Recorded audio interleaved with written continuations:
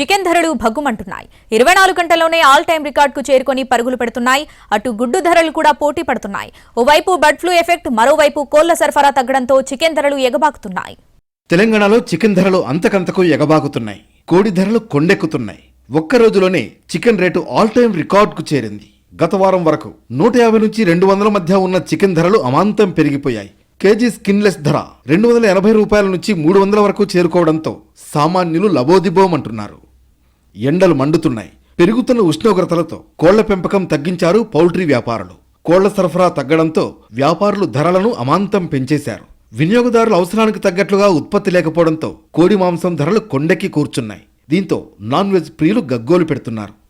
Boneless chicken అయితే ఏకంగా kilo 500 పైమాటే విక్రయాలు జరుగుతున్నాయి. ఓవైపు బర్డ్ ఫ్లూ ఎఫెక్ట్తో కోళ్లు చనిపోవడం, మరోవైపు ఎండ తీవ్రత పెరగడంతో చికెన్ ధరలు మరింత పెరుగుతాయని వ్యాపారులు చెబుతున్నారు.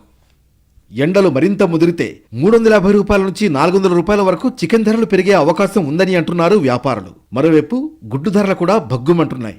మొన్నటి వరకు గుడ్డు ధర 5 రూపాయలు ఉండగా ప్రస్తుతం 7 రూపాయలు పలుకుతోంది. చికెన్ ధర చూసి బెంబేలెత్తిన సామాన్యులకు గుడ్డు రేట్లు కూడా చుక్కలు చూపిస్తున్నాయి.